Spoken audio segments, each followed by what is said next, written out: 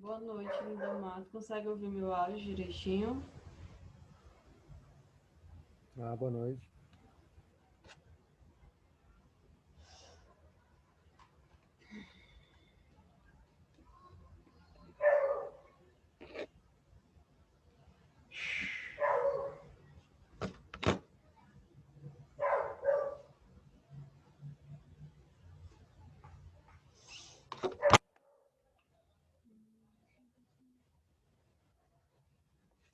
Silverland, consegue escutar meu áudio?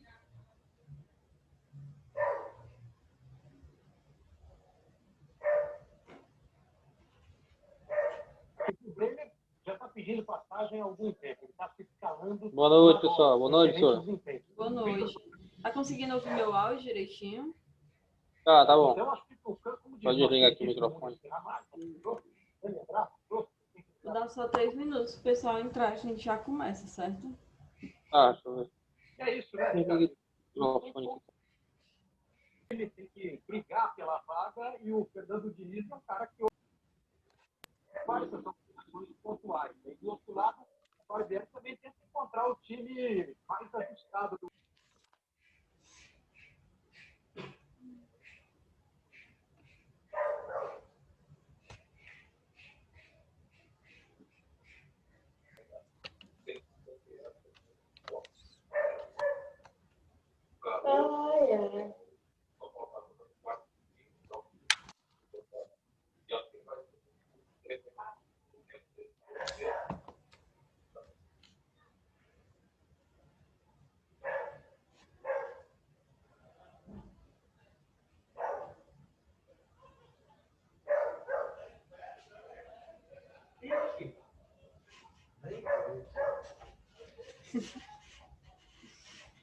Lucas, você estava na aula de ontem?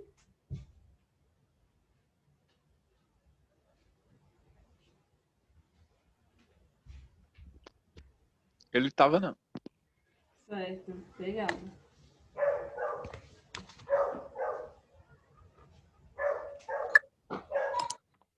Pessoal, dá só mais 1 minuto e aí a gente já começa, certo?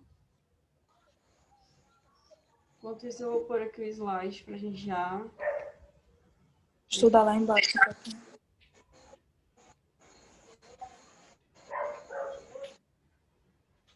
Não vou fazer a limpeza no rosto do Roginho. Tem 2 tempos fazer a limpeza no rosto do Roginho. Quem não estiver falando, muta o microfone, por favor. Que é? Desliguem Isso o mesmo. microfone de vocês. Se vocês tiverem alguma dúvida, aí vocês... Tá ligado? Tá? É porque Desculpa. tem interferência no pessoal. Desculpa. Estamos ouvindo toda essa besteira que tu tá dizendo. Sim, macho, cala tua boca. Fica na tua, desliga o teu microfone. Ouvindo toda essa besteira que tu tá dizendo. Não briguem, gente. Ai, meu Deus do céu. Desliga o teu microfone, macho.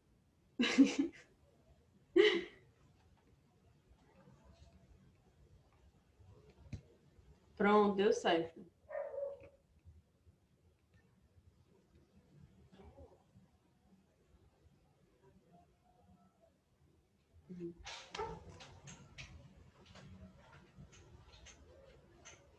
Só ajustando aqui o slide, certo, para vocês.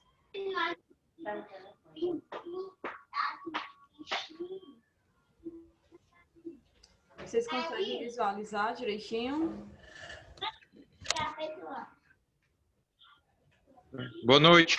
Boa noite, João.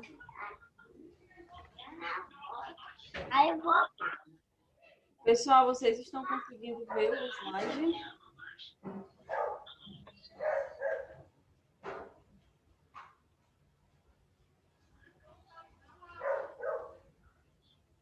Boa noite. Sim, dá pra ver. Pessoal, estão conseguindo visualizar o slide?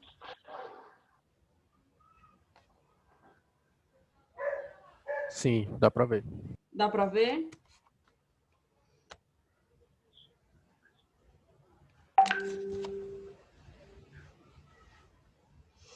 Todo mundo está conseguindo ver o slide?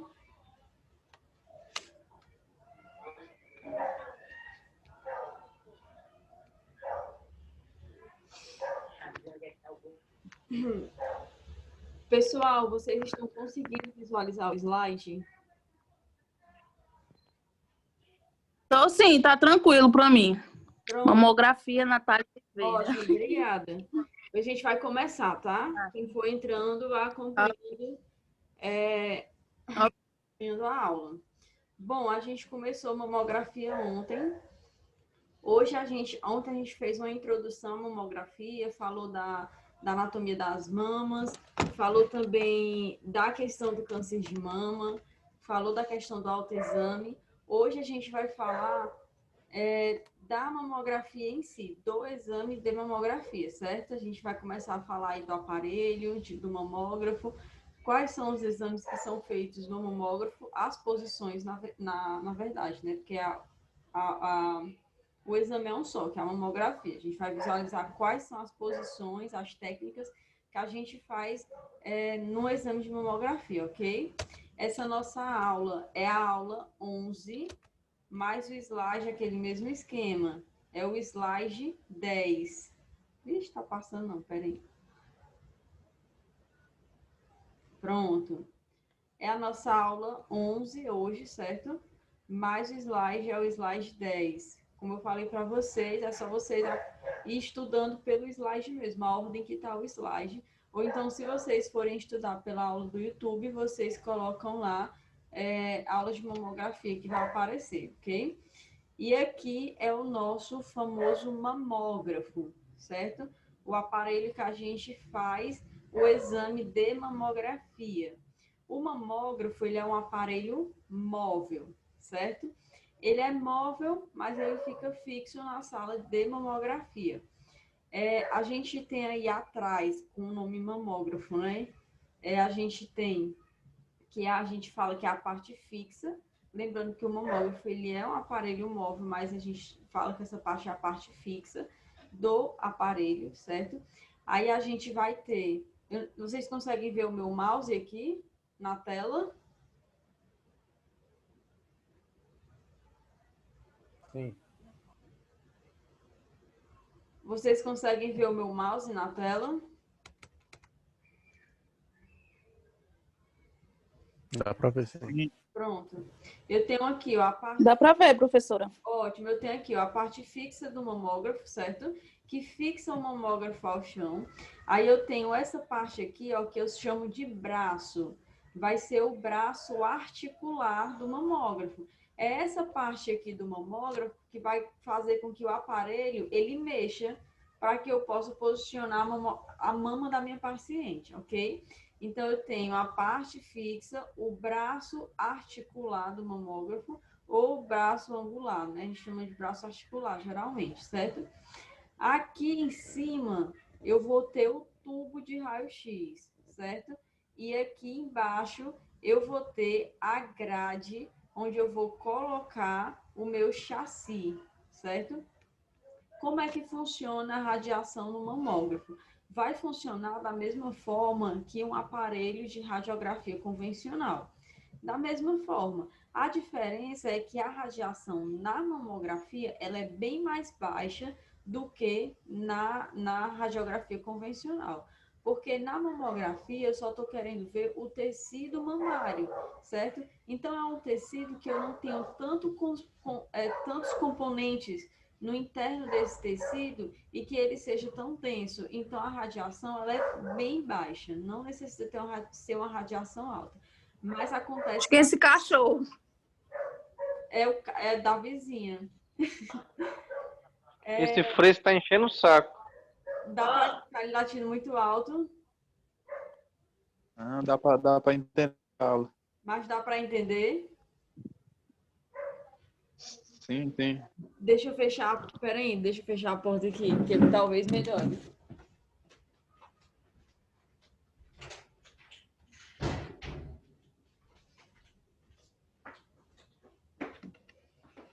Voltei. Pronto, abafou um pouco. Melhorou? Sim. Pronto. Tchau, cachorrinho. Então, acontece da mesma forma que acontece na parte da produção de raio-x no aparelho de radiografia convencional. Na ampola, que é essa parte aqui de cima, um lado eu vou ter o cátodo, do outro lado eu vou ter o anodo, vai ter a aceleração dos filamentos de tungstênio, e aí ele vai gerar uma diferença de potencial e disparar esse elétron contra o anodo, que vai fazer lá 90% calor, 1% raio-x, e eu vou ter a radiação para essa minha paciente. Então, acontece da mesma forma, certo? A diferença do mamógrafo para o aparelho de radiografia convencional, além da radiação ser mais baixa, também é o filamento de tungstênio. Na radiografia convencional, eu utilizo o tungstênio, filamento de tungstênio. Na mamografia, eu utilizo o filamento de molibdênio, certo? É um filamento diferente e ele não esquenta tanto. Então, por isso que eu consigo aí também ter uma diferença de potencial e essa radiografia ela ser menor, certo? Mas essa radiação ela é menor para o meu paciente porque as técnicas que eu coloco, elas também são técnicas apropriadas que fazem com que a radiação para esse meu paciente ela seja menor do que numa radiografia convencional. Não sei se embaralhou aí a cabeça de vocês. Se estiver embaralhado, vocês falam aí que eu repito de novo, certo? Então, na mamografia, eu tenho um braço articular. Aqui em cima, eu tenho a ampola de raio-x, certo? Onde vai acontecer a formação da radiação e ela vai disparar pela janelinha que tem aqui, no meio desse vidro aqui, né? Desse amparo aqui. Esse vidro aqui se chama protetor da tireoide. Só que o paciente, às vezes, não é tão alto. Então, às vezes, o rosto do meu paciente fica bem aqui assim. Eu acho que tem algumas imagens aqui onde vocês vão ver que o rosto do meu paciente fica aqui. Então, de qualquer forma, evita com que a radiação espalhada ela venha para o lado do meu paciente, certo? Já protege. Então, aqui também não é um vidro qualquer, é um vidro plumbífero também, certo? Aqui eu tenho o compressor, certo? Esse compressor, ele é feito de um material, pode ser vidro ou pode ser plástico, só que o plástico dele não é um plástico, não é um plástico qualquer, na verdade ele é acrílico, certo? Aquele acrílico é um tipo de plástico, né? Só que mais denso. Então, esse compressor aqui, ele é feito de acrílico, certo? Então, eu tenho aqui, ó, a ampola de raio-x, né, onde eu tenho um tubo de raio-x. Aqui eu tenho o compressor. Esse compressor, ele que vai comprimir a mama, vai apertar a mão para eu poder espalhar esse tecido. E aqui eu tenho a mesa. Na mesa eu tenho a grade, onde eu coloco aqui na gavetinha, né, o chassi, certo? Todo mundo está entendendo? Acredito que esteja. Então, essas são as partes do mamógrafo.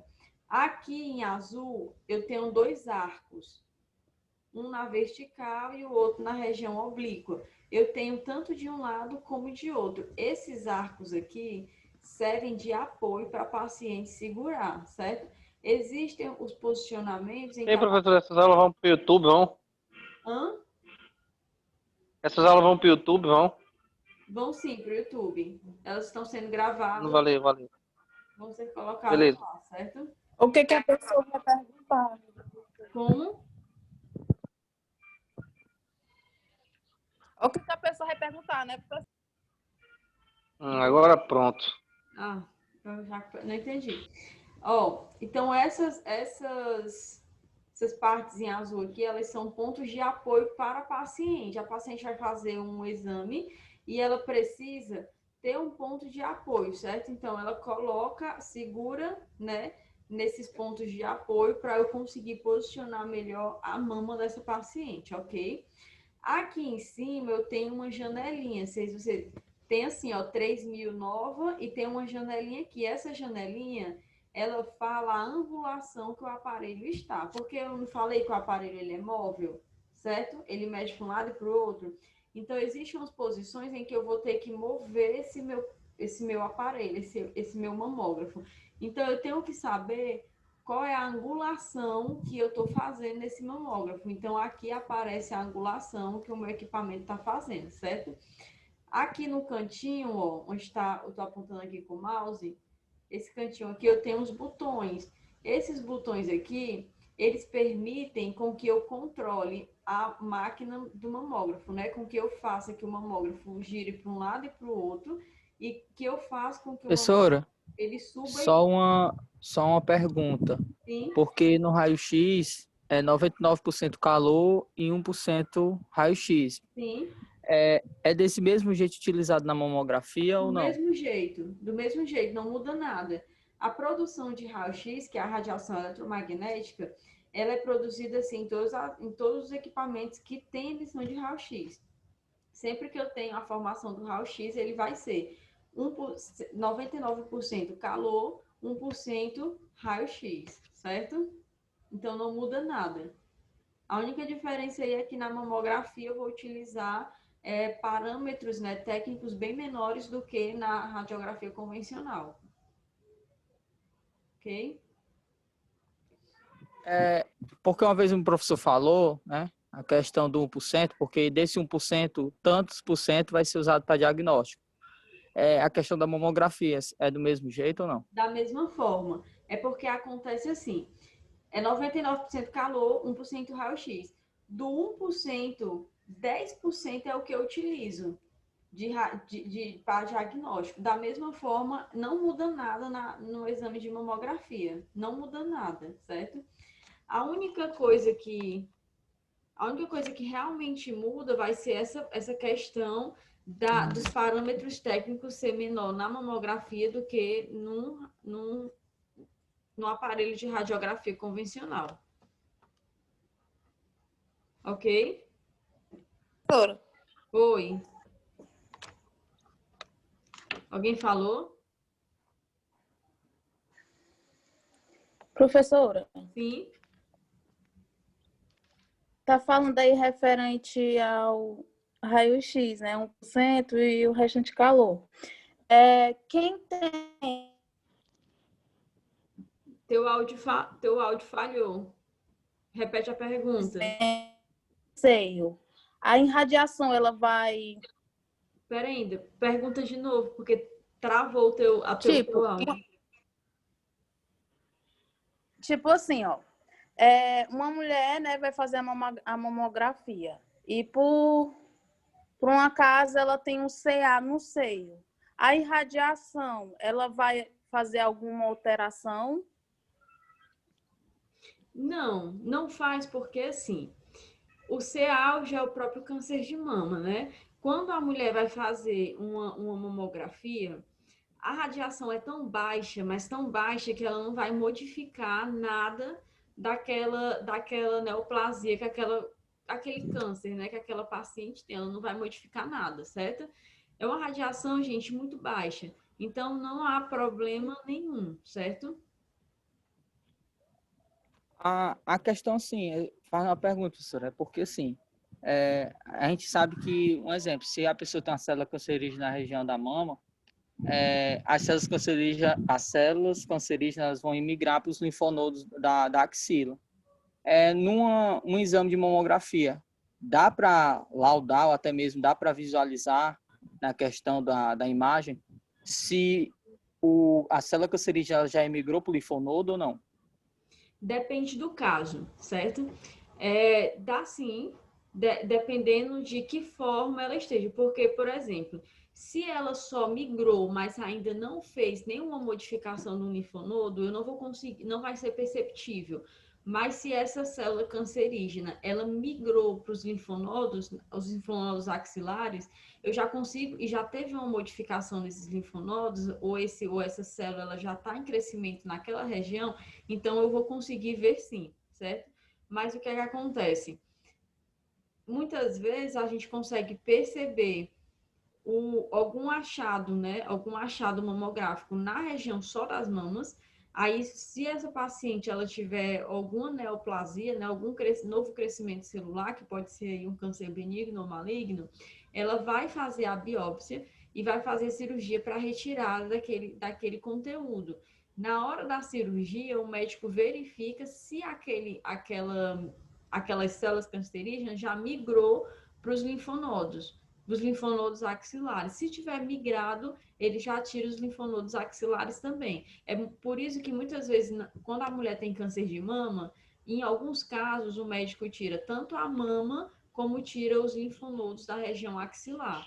Porque se ele migra para a região axilar, a região axilar ela começa a distribuir essa célula cancerígena para o restante do corpo, certo? E aí você pode ter um câncer que vem da mama, mas que imigrou para qualquer região do seu corpo. Até que ponto uma microcalcificação ela pode dar um falso positivo ao médico? Assim, até na parte de exame. Eu acho que eu não sei se eu entendi a tua pergunta, mas até que ponto a microcalcificação ela pode dar um falso positivo para o médico? Mas que tipo de falso positivo? Porque, por exemplo, se eu estou vendo ali uma microcalcificação, eu já sei que é uma microcalcificação pela mamografia, certo? Agora eu posso ter um falso positivo de eu ter algum objeto na mama ou alguma distorção do tecido e eu achar que é uma microcalcificação e não é uma Ei, microcalcificação. seu Verlão, o teu áudio tá ruim também ou é só o meu? Mas meu áudio tá normal. Tô vendo aí o Lucas perguntando uma Eu também. besteira aí, tá tranquilo. Conseguiu entender? Eu tô ouvindo normal. Consegui responder a tua pergunta? Só um minuto. Sim, tranquilo. É porque essa pergunta que eu fiz à senhora, eu vi num questionário para concurso, aí eu fiquei um pouco em dúvida. Aí eu tô perguntando agora, porque mamografia eu não entendo muito. Ah, sim. Aliás, eu não entendo quase nada, né? Só assim, então Não, não mas tenho é noção de nada. normal, certo? Então é isso. A microcalcificação, quando ela é verificada, a gente tem uma técnica que é a técnica de ampliação, que a gente consegue ampliar esse tecido, que é a técnica, desculpa, de magnificação, que a gente consegue ampliar esse tecido e ampliando o médico verifica se realmente é uma microcalcificação. E pode-se fazer também uma corebiópsia, que faz a compressão com o mamógrafo e ele tem tipo uma pistolinha que ele coleta o tecido para fazer o estudo histológico. E esse estudo histológico vai me dizer se é uma microcalcificação ou se é uma outra patologia. Mas na mamografia, se eu ver uma microcalcificação, já dá para saber que é uma microcalcificação. Mas acontece de ter um falso positivo e não ser só uma microcalcificação e ser já o começo de uma célula cancerígena. Mas há uma diferença online bem grande entre as duas. Aí tô esperando acabar para ir para lá. Ok? E liga esse microfone aí, Zé Ruela. Vamos passar aqui para o próximo slide. Deixa eu colocar aqui. Pronto. Aqui é uma imagem do mamógrafo completo, certo? Professora. Oi. De uma vez ou outra tá travando. E a voz da senhora fica meio que pausada. Não fica acompanhando, né, o vídeo? Tem hora que para e fecha tudo, aí volta. Aí quando a senhora fica falando, às vezes fica cortando só metade das palavras. Ai, meu Deus. Gente, Mas dá pra entender. Mais alguém tá assim? É a internet aqui que tá ruim mesmo, eu acho. É O meu, aquilo lá, tá ruim aqui. parecendo que parece um robô falando. Dá uma travada, mas depois volta. Mas tá dando para entender? Dá para entender, é só para...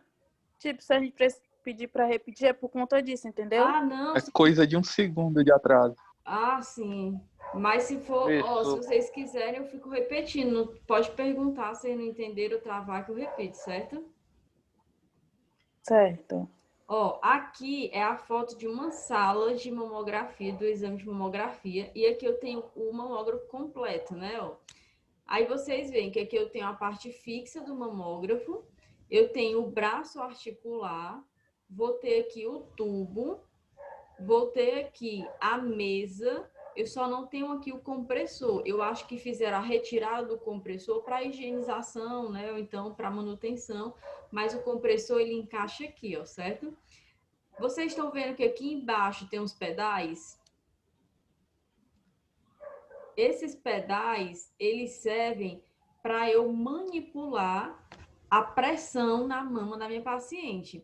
Eu vou ter o compressor aqui em cima e eu tenho 2 pedais de um lado, 2 pedais de outro. Por quê? A paciente está aqui em pé. Eu estou do lado esquerdo dela, eu vou usar um pedal. Se eu estou do lado direito, eu vou usar o outro pedal. Os dois têm a mesma função. É só para eu não ter que ficar arrastando um pedal para um lado e para o outro, certo? Então, já vem com o pedal dos dois lados. Então, eu coloco a paciente aqui em pé, posiciono, né? Faço a posição da mama dela no aparelho. E aí, eu piso no pedal, depois que a mama dela tá aqui em cima da mesa, piso no pedal e vou comprimindo a mama dela. E aí, eu vou controlando nos pés, certo? Vou pisando e aí ele vai comprimindo a mama, ok? Aqui do lado, ó, eu tenho é tipo um biombo, né? Mas não é bem um biombo, né? É um vidro plumbífero. Esse vidro plumbífero, ele ajuda na proteção do profissional. Mesmo a radiação sendo muito baixa, o profissional, ele ainda assim fica dentro da sala, faz diversos exames por dia, então, por segurança, tem-se o vidro plumbífero, certo? Atrás do vidro plumbífero, eu vou ter uma mesa de comando, não essa mesa aqui, é outra mesinha que fica aqui bem pequenininha. E essa mesa de comando é a mesa onde eu vou botar os parâmetros técnicos, certo? Que é o KV, o MAS, e aí eu vou ir de lá que eu vou disparar para fazer a radiação, ok? Para fazer a radiografia das mamas. Todo mundo entendeu até aí? Sim. Ok. Vou passar aqui para o próximo.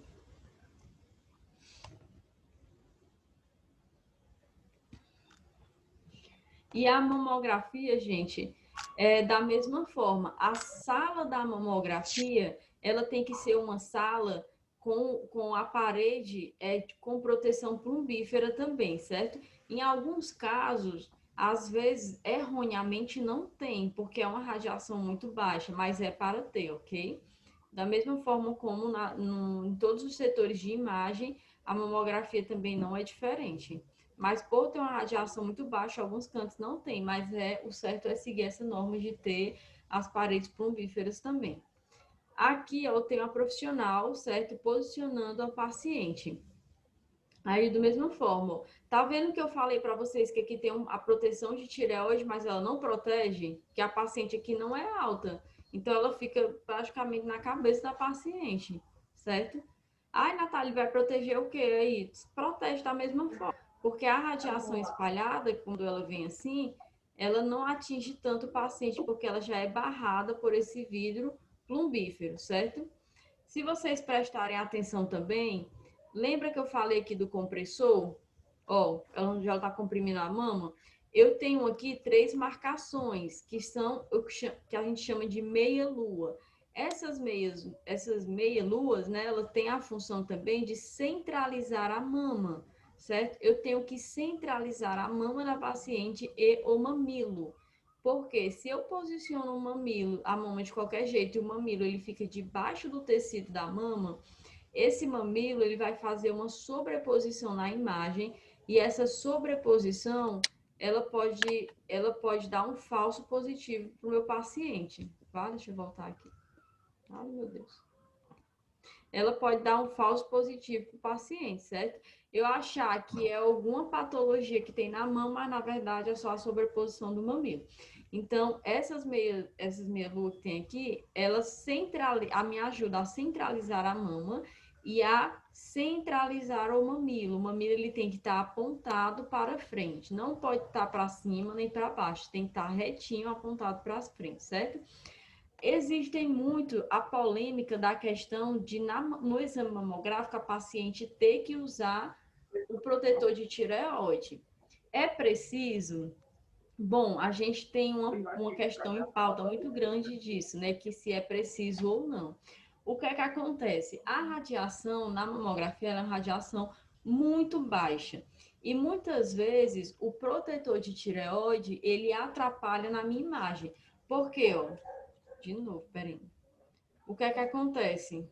Ah, cadê o mouse? Pronto. O que acontece? Eu boto o protetor de tireoide aqui na paciente, certo?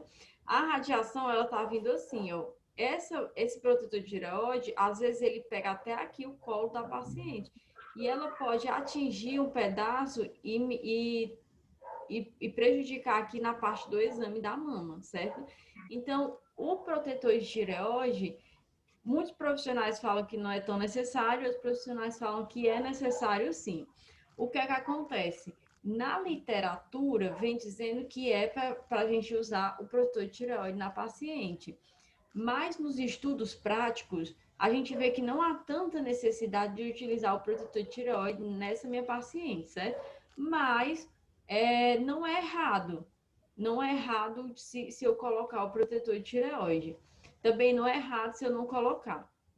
Por isso que é uma questão muito em pauta. Muitas vezes a paciente chega para fazer o exame, hoje em dia o paciente já sabe tudo, ele pesquisa na internet antes de sair de casa e quando chega, ele quer saber mais do que você, certo? Então, tem paciente que chega lá, já chega exigindo o protetor de tireoide. Você explica, olha, você explica só uma vez, né? O protetor de tireoide, se eu colocar, ele pode atrapalhar no exame, porque ele pode sobrepor alguma parte da mama e esconder alguma patologia. A senhora vai ter que repetir o exame. Se for aquelas pessoas meio briguentas, né? Não, eu quero e exigir, você dá. Não brigue mais não, dê logo. Ou então, se você não quiser nem explicar, a pessoa já chegar exigindo, você quiser entregar, você entrega. Na prática, funciona dessa forma. Na teoria, para funcionar assim? Não, na teoria, né, na literatura, a gente coloca. Existem algumas literaturas também que não abordam para você oferecer o protetor de tireoide. Mas hoje em dia, muitas mulheres elas já chegam e querem um protetor de tireoide. Geralmente, o que é que a gente faz? Explica uma vez para ver por que a gente não vai usar. E aí, se ela mesmo assim exigir, a gente dá. Se tiver que repetir o exame, repete, certo? Todo mundo entendeu? Entendi. Aqui, ó, além da mamografia clínica hospitalar, a gente tem a mamografia móvel, né? Todo mês de outubro existe a campanha do Outubro Rosa, que eu falei ontem. E aí, essa campanha é tanto para o pessoal fazer a mamografia na clínica, no hospital, como também pode fazer nos bairros, né? Quando vão o mamógrafo móvel. O mamógrafo móvel, ele pode ir assim, num caminhão, pode ir num mini caminhãozinho, né, também. E eles vão para praças, vão para pontos públicos. Geralmente, também, eles estão presentes nos interiores, né? Eles vão até aqueles interiores que são mais precários e aí fazem essa campanha com o pessoal para poder fazer a mamografia. A Natália, como é aqui dentro, não tem uma foto do interno, infelizmente, né? Mas o que acontece? Essas paredes aí do caminhão, elas são paredes com proteção plumbífera também, certo? Tem que ter. E aí, do outro lado, tem sempre o pessoal na recepçãozinha, tem sempre tudo bonitinho. Dentro desses caminhões aí, eu tenho uma sala de exame, que é a sala para fazer a mamografia, tenho consultório para o atendimento médico e tenho a sala de revelação. Quando eu não tenho uma sala de revelação, o que acontece? Acumula-se esses exames e revela numa clínica e depois repassa para os pacientes. Geralmente, esses mamógrafos móveis, eles são do tipo digital. Lembra que na radiografia convencional, a gente tem um aparelho manual e o aparelho digital? A gente tem três, né? O manual, computadorizado e digital. Da mesma forma, na mamografia. Não muda, gente, só muda o aparelho. Da mesma forma que acontece na mamografia, também acontece na radiografia convencional. Só vai mudar aí o aparelho e os exames, né? Então, na mamografia, eu também tenho 3 tipos de mamógrafo. O manual, o computadorizado e o digital. O manual, hoje em dia eu não utilizo mais, porque assim, o manual, na verdade, ele é o mesmo computadorizado. O que vai diferenciar é a revelação, se é manual ou se é computadorizado. Na mamografia, hoje em dia, praticamente eu não utilizo mais o manual. O manual como é?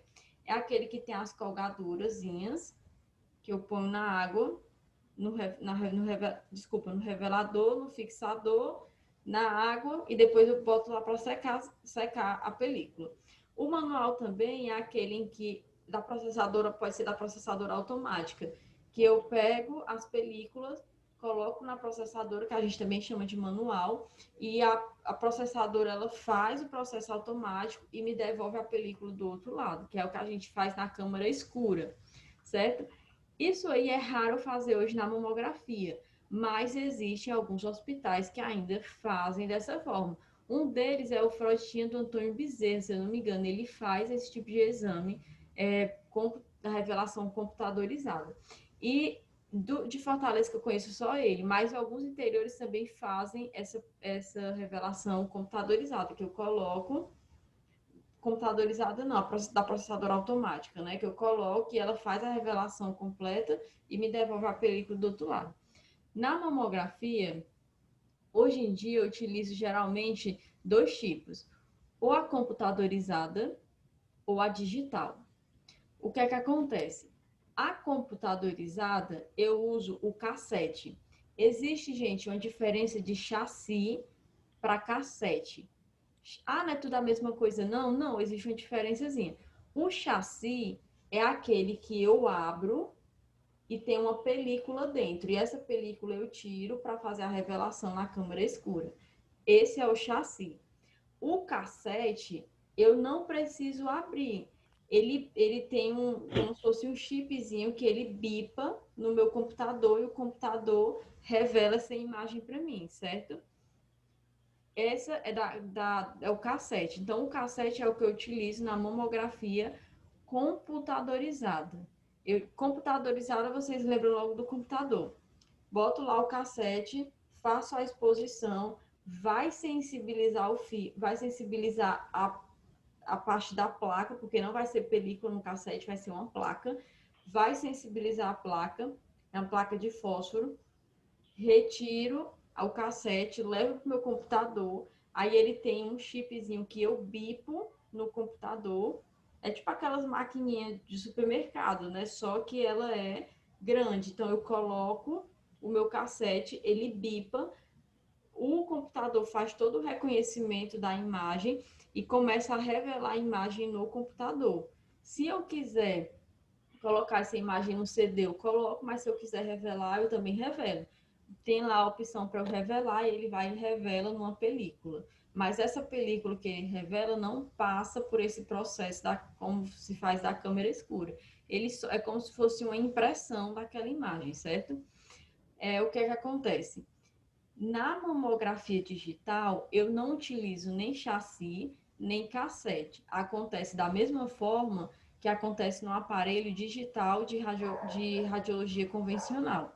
Então, o mamógrafo digital é aquele mamógrafo em que eu tenho aqui a mesa, ponho a mama da paciente e aqui está a radiação.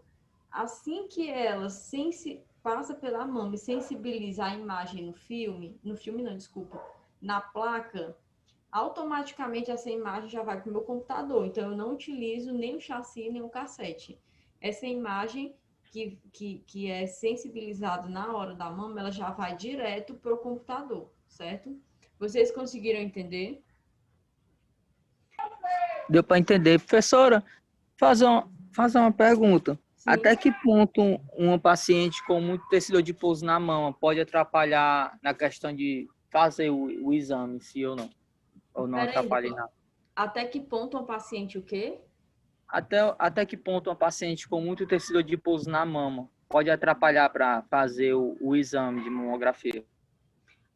Pronto, depende da quantidade de tecido. Mas existe uma técnica específica para esse tipo de caso, que é a técnica de mama rolada, certo? Que a gente, quando tem muita sobreposição de tecido, a gente faz uma rolagem na mama e consegue tirar um pouco esse tecido para que essa mama consiga ser visível na radiografia. Então, existe uma técnica para isso. Mas, por exemplo, existem aquelas mulheres em que tem a mama muito grande. Dá para fazer? Dá, certo? Com certeza dá. Só que o que é que acontece? Aquelas mamas que são muito grandes, eu não vou conseguir, muitas vezes, fazer uma mama só no aparelho, porque é pequeno. Se você ver aqui, eu vou voltar aqui a imagem. Vale o slide. O aparelho de mamografia, a parte da mesa, ela é pequena, certo? Então, ó, ela é pequena. Às vezes tem gente que tem a mão tão grande que não cabe aqui. Uma mama só não cabe. Aí, o que é que eu vou fazer? Eu faço primeiro uma parte, depois eu afasto e faço a outra. Mas dá para fazer sim, com certeza. E essas pessoas que têm a mão muito grande, quando chega uma certa idade, toda a mama ela é lipossubstituída, ou seja, o tecido glandular da mama ele é substituído por tecido adiposo. E aí eu consigo comprimir essa mama melhor, mas não atrapalha, certo? Atrapalha na hora de posicionar, na hora de colocar a imagem, tudo direitinho. Mas dá para fazer o exame tranquilo. O sentido do raio sempre vai ser... Como é que vai ser a questão do sentido do raio? Porque no raio-x a gente sabe que tem o caudal, tem Pronto, depende da cranial, técnica. né? Ó, pode ser crânio caudal, pode ser oblíqua, pode ser perfil e pode ser caldo cranial. Depende da técnica que eu vou fazer, porque eu vou girar o mamógrafo, certo? Eu vou já explicar isso aí. Ok, tá certo. Então, aqui, ó, no mamógrafo móvel, eu posso utilizar eu utilizo dois tipos de mamógrafos. Ou computadorizado, que é aquela que a revelação, eu bipo o cassete no computador, ou posso utilizar o mamógrafo digital, que é aquele mamógrafo que ele recebe a radiação lá na placa e ela já manda direto para o computador, certo? Então, a mamografia ela pode ser feita tanto na clínica como no hospital, como nesses móveis aí, ok? Aqui, falando mais uma vez do exame de mamografia, né? Lembra que eu falei do mamilo, ó? Ele tem que estar bem retinho, certo? Não pode estar apontando para cima, não pode estar apontando para baixo. Ele tem que estar apontando para frente, porque esse mamilo pode atrapalhar o exame. Se ele tiver para cima ou para baixo, ele pode sair sobrepondo esse começo aqui do tecido. E aí, se ele sobrepor, eu posso confundir, achar que é uma neoplasia, achar que é alguma massa, certo? Achar que é um cisto, um nódulo. Então, eu não posso deixar esse mamilo de qualquer jeito. Eu tenho que posicionar a mama no centro da mesa, tem que ser bem no centro da mesa, e coloco o mamilo bem retinho para frente, ok? Existe raio central? Com certeza. Ó, tá vendo que aqui em cima eu tenho uma janelinha? O raio central, ele vai aqui não aparece, mas quando você coloca, o raio central, ele vai estar bem aqui, ó, passando bem nem no centro da mama, certo? Então, eu posiciono a mama aqui no centro da mesa e o raio central vai estar bem no meio dela. Natália, preciso colimar o raio central? Não necessita, só se você sentir aí necessidade, mas não necessita não, sabe? Por quê? O raio central, ele já vai estar do tamanho dessa mesa aqui. Mas se você tem uns mamógrafos que quando você abre por completo, ele passa um pouquinho daqui, certo? Mas geralmente esses mamógrafos eles já vêm com o tamanho do raio central, do tamanho da mesa. Então você pode fazer a exposição toda, não precisa colimar nada. O tamanho do cassete.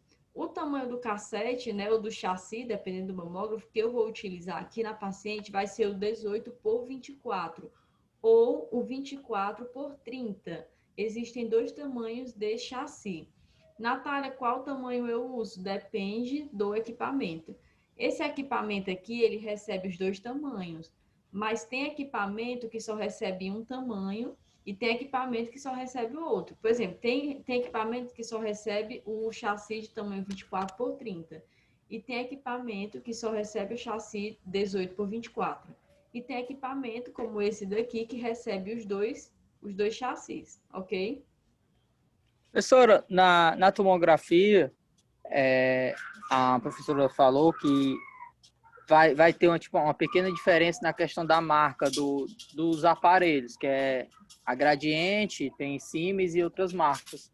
A questão da tomografia, dependendo da marca do aparelho, a gente tem que ter alguma diferença da técnica ou não? Tudo é a mesma coisa, a questão de KV, correlacionada à questão da marca. Tem alguma diferença ou não? Não, boa pergunta. Não há diferença quando é por marca, não há.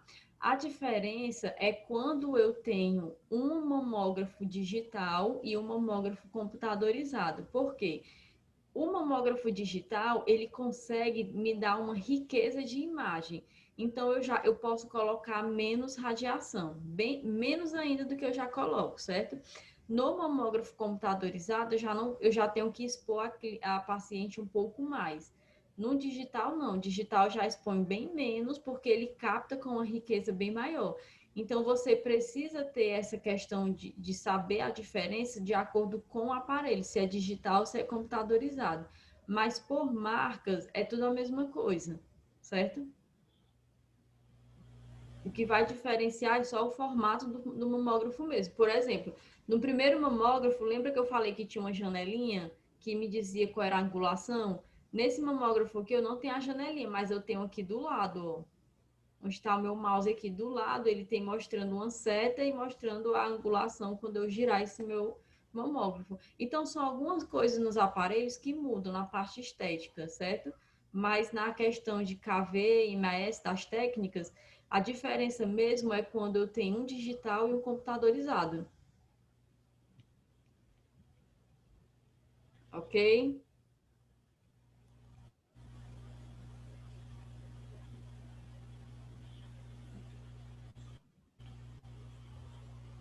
Deixa eu ir aqui para o próximo.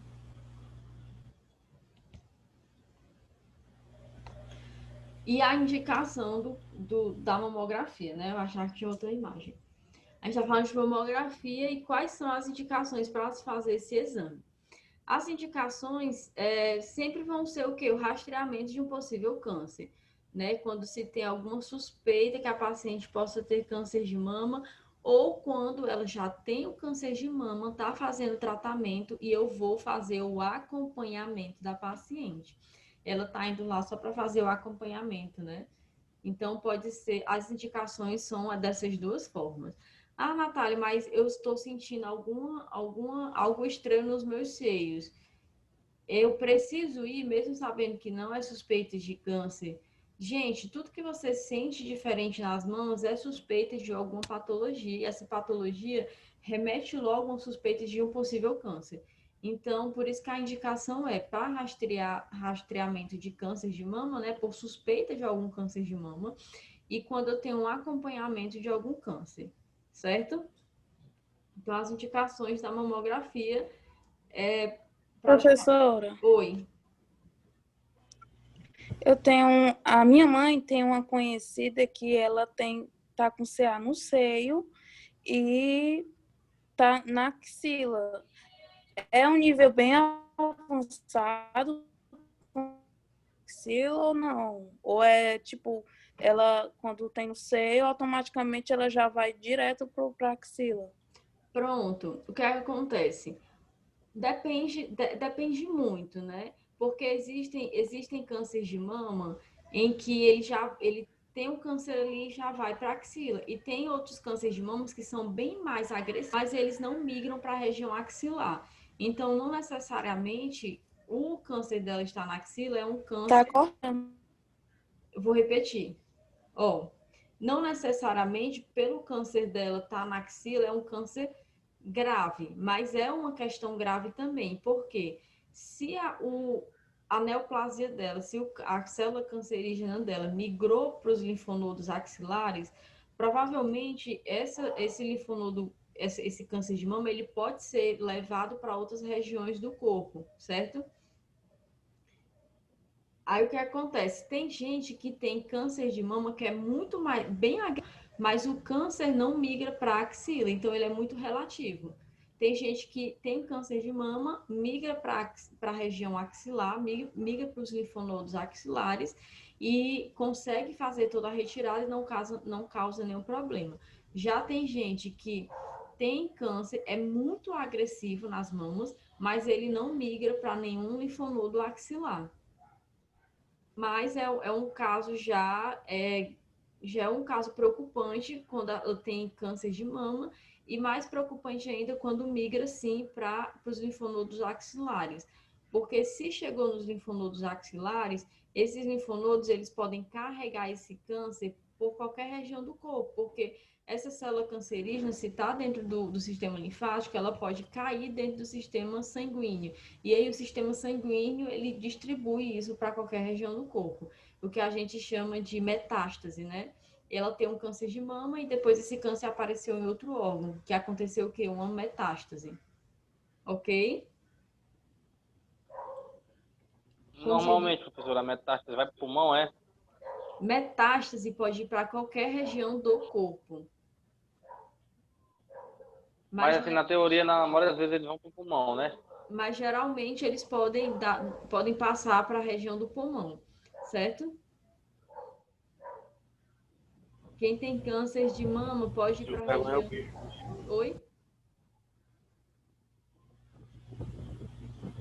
O câncer de mama, ele pode migrar para a região dos pulmões, pode migrar para a região, por exemplo, do fígado, pode migrar para a região estomacal, pode migrar para a região cerebral. Quando é metástase, gente, pode migrar para qualquer região do corpo.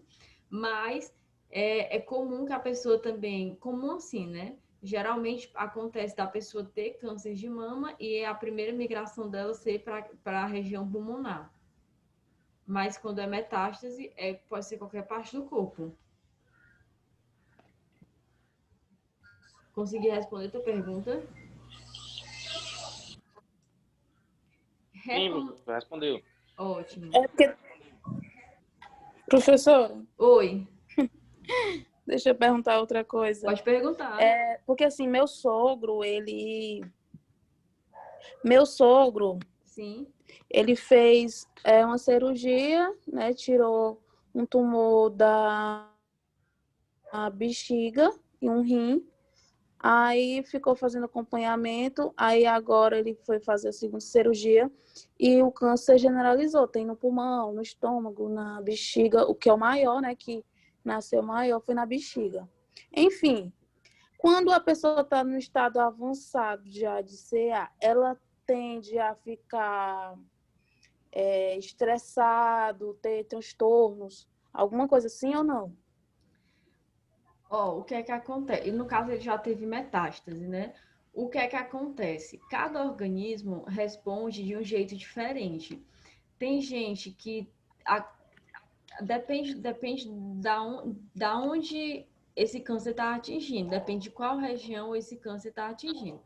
Porque a depender da região, vai mexer na parte química e, consequentemente, na parte hormonal. Então, pode mudar o humor da pessoa ou pode não mudar. Ele pode estar com estresse por conta da situação e não por conta só do problema do câncer ter atingido certa região, sabe? Mas do problema do estresse em geral. E assim, o que é que acontece? Além de depender de pessoa para pessoa, às vezes a pessoa tem câncer em qualquer região do corpo, mas ela não sente sintomas de estresse, pode sentir de cansaço, dor, alguma coisa, vai depender da região. Mas às vezes essas reações que ele tem podem ser reações vindas da quimioterapia. Eu não sei se ele já fez quimioterapia, com certeza já deve ter feito. Mas a quimioterapia, ela é Não, ele não teve a oportunidade de fazer, porque ele tem 75 anos e Já tava uma situação que não dava para fazer. Eu sei.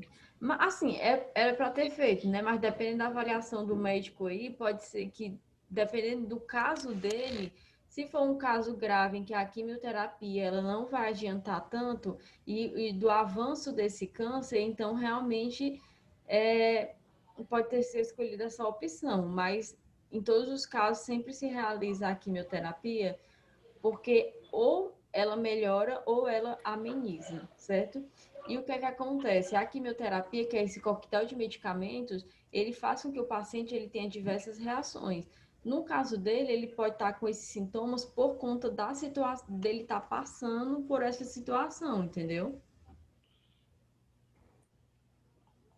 Entendi. Porque mexe com o É psicológico do porque como a mãe dele e a irmã dele e a outra irmã dele tiveram, e a outra irmã dele disse que a irmã e a mãe tinham esses comportamentos de revolta, pedir alimento, aí quando o alimento chegava, sei lá, rebolava, não queria mais. Era, assim, comportamentos de estresse, realmente. é de pessoa para pessoa, né? Pode ser esse comportamento de estresse, ela envolve tanto a parte química, as composições químicas que a gente está se alimentando, as composições químicas que estão sendo modificadas no nosso corpo, como também pode ser questão genética mesmo, entendeu? Ele já tem questões psicológicas, de estresse na família, tem toda aquela criação, e aí ele pode responder dessa forma, mas é uma coisa muito relativa,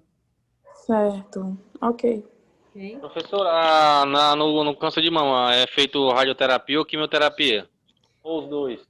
Depende do caso. Tem caso que é feito só a químio e tem caso que é feito os dois, tanto a químio como a radioterapia, certo? Porque primeiro, por exemplo, o paciente tem o câncer, né? E aí ele começa a fazer o tratamento de químio. Se só com a químio resolver, ótimo. Mas às vezes não resolve. Aí ele associa o que? A quimioterapia com a radioterapia. Então, vai depender aí do tipo de câncer e do grau cancerígeno que essa pessoa esteja também. Ok? Ok, professora. Certo. Aí aqui eu tenho as recomendações, certo? Recomendações, né? Quando é recomendado, a recomendação é a mesma indicação. Quando é que é indicado e recomendado essa paciente fazer esse exame de mamografia? Recomendado o exame clínico a partir dos 40 anos. O que é o exame clínico? Só a análise mamária, certo? Faz-se a análise mamária com o mastologista ou... Professora, fazer uma pergunta. Sim, Porque uma vez eu estava vendo um negócio, porque falava que os homens também, em alguns casos, é indicado o caso clínico de fazer o exame de mamografia.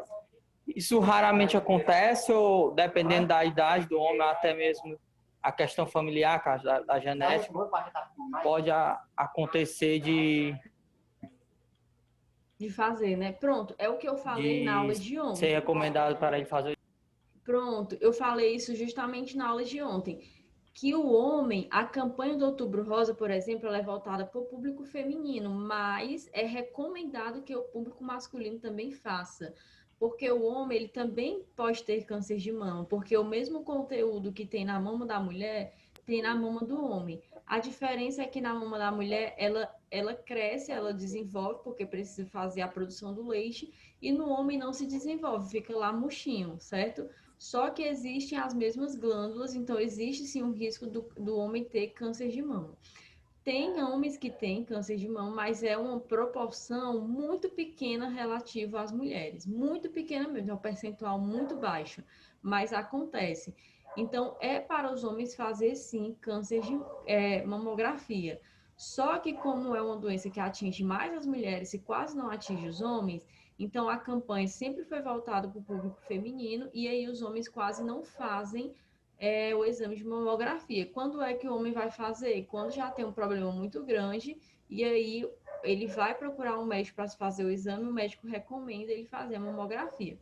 Mas antes de fazer a mamografia, o médico manda o homem fazer uma ultrassonografia mamária. Se ele não achar nada ou suspeitar de algo na ultrassonografia, é que ele recomenda o homem fazer uma mamografia computadorizada, certo? Mas o homem tanto pode como deve sim também fazer exames de mamografia. E tem uma idade também, né? Uma idade mais avançada e é basicamente a mesma idade da mulher, 50 e 69 anos, a partir dos 50 anos, né? A partir dos 45, 50 anos o homem já pode fazer também.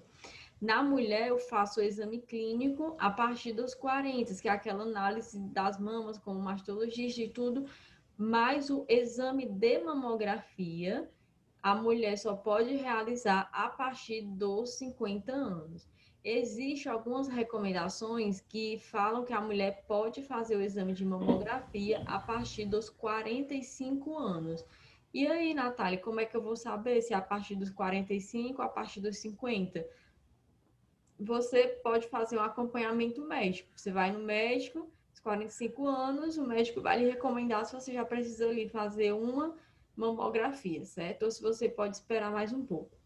Essa mamografia ela é realizada uma vez por ano, certo? Quando a paciente já tem o câncer de mama, geralmente o médico pede para ela fazer, ou quando ela já teve o câncer de mama, o médico pede para ela fazer a cada 6 meses, ou seja, 2 vezes por ano. Mas se a mulher nunca teve câncer de mama e está fazendo só para descartar possibilidades de ser um câncer de mama, então ela é recomendado que ela faça uma vez por ano, certo? O máximo é o intervalo de 2 anos. Não pode fazer no intervalo maior, certo? Por exemplo, eu faço um hoje, só posso fazer daqui a 1 ano. Mas eu posso, se eu não quiser fazer daqui a 1 ano, ou não puder fazer daqui a 1 ano, eu posso fazer daqui a 2 anos. Mas eu não posso passar de 2 anos. Tem que ter esse acompanhamento diário. Diário não, anual. E aí eu tenho outros casos, né? Que são os casos ímpares, né? Que eu falo. Que são o exame clínico das mamas mais a mamografia para pacientes a partir de 35 anos que esteja no grupo de risco. O que é esse grupo de risco? É quando o paciente ele já tem algum familiar próximo que teve câncer de mama. Não é tipo assim, eu tive a minha tataravó ou a sobrinha da minha tia do outro casamento, a minha prima terceira teve câncer. Não. Parentesco próximo é o quê? Mãe, tia ou vó, principalmente mãe e vó. Mas quando foi a mãe, a tia ou a avó, você tá inclusa no grupo de risco, porque provavelmente você possa ter. Mas a tia, o que é que tem a ver? Porque se a tia teve, provavelmente a mãe não, a sua avó não teve, mas a sua tia teve, a sua mãe não teve, mas você pode ter, entendeu? Acontece esses casos. A sua mãe não desencadeou, mas você desencadeia. É como se ele formasse uma cadeia. Conseguiram entender? Entendi, mas deixa eu te fazer uma pergunta, Pode professor. fazer. É porque, assim, a minha avó materna morreu com câncer na clavícula. Ela fraturou a clavícula e não foi, né, no médico e tudo, fazer a cirurgia e tudo, aí se tornou um CA. E a minha avó paterna teve câncer de útero. E eu já ouvi de um professor que todos nós temos células cancerígenas e todo dia o nosso corpo trabalha para expulsá-las. Tem alguma coisa a ver ou não tem nada a ver isso? Tem totalmente a ver. Gente, tudo de ruim que tem doença, a gente praticamente já nasce com ele, só que não se desenvolve. É isso que acontece. A célula cancerígena é da mesma forma. Todo mundo já nasce com célula cancerígena. Todo dia o corpo ele luta para expulsar essas células cancerígenas. Então, existem alguns casos que ela se desenvolve porque o corpo não consegue fazer a proteção adequada, ou então porque você tem hábitos de vida que contribuem para que esse desenvolvimento ele venha com mais força e ele consegue realmente se desenvolver, entendeu? Tipo assim, tem gente que tem câncer de pulmão, aí já nasce com célula cancerígena, só que a pessoa fuma direto, provavelmente ela possa ter um câncer de pulmão. Hábitos alimentares fazem com que você tenha alguns tipos de câncer, então alguns hábitos da gente faz com que, como é que eu posso dizer? Faz com que seja mais fácil essa possível câncer se desenvolver no nosso corpo, certo? Mas todos nós já nascemos sim com células cancerígenas em que elas não são desenvolvidas, e aí pode ser que elas consigam desenvolver. Se sua avó paterna já teve câncer de útero, é bom você já é provavelmente uma pessoa do grupo de risco e você tem que verificar junto ao médico, fazer acompanhamento, se você não possa vir, Deus me livre, né, Deus a livre, né, ter um possível câncer ou de útero ou de mama, porque o útero, as células que fazem a proteção uterina, elas estão ligadas porque são as mesmas células que fazem a proteção mamária. Então, geralmente, tem gente o quê? Que tem câncer de mama e depois trata o câncer de mama, fica curado do câncer de mama e essa pessoa fica com câncer de útero. Ou então o contrário, a pessoa tem câncer de útero e depois tem câncer de mama na mesma pessoa. Porque a mesma célula que faz defesa do útero é a mesma que faz defesa das mamas. Então é bom verificar direitinho, certo? Mas verificar como? Só fazer acompanhamento ginecológico direitinho para ver se não vai desenvolver nenhum problema. Ok? Ok. Certo. Deixa eu passar aqui o slide. Pronto. Aí a gente tem aqui os quadrantes mamários, que são essas divisões das mamas. Lembra que eu falei da anatomia mamária? Pronto, eu falei lá que tem o tecido interno, aí na parte externa eu tenho pele, a auréola e o mamilo, certo? Da divisão da mama, a gente divide em quadrantes, né? Em quadrados. Cada mama eu traço uma cruz aqui, né? Ó, sinal de mais ou uma cruz. E aí o que acontece? Eu divido em 4 pedaços, certo? 4 partes. E aí a gente vai chamar essas partes de quadrante. Natália, para que isso? Eu preciso dividir para eu poder localizar um achado mamográfico. Por exemplo, eu achei uma microcalcificação na mama. Aí o médico vai perguntar em qual região está a microcalcificação. Então, por isso que a gente faz essa divisão dos quadrantes, para eu poder localizar melhor e o médico localizar melhor aonde que está esse achado mamográfico, certo? Então, eu divido o quadrante da seguinte forma. Essa mama aqui que vocês estão vendo é a mama direita da paciente, certo?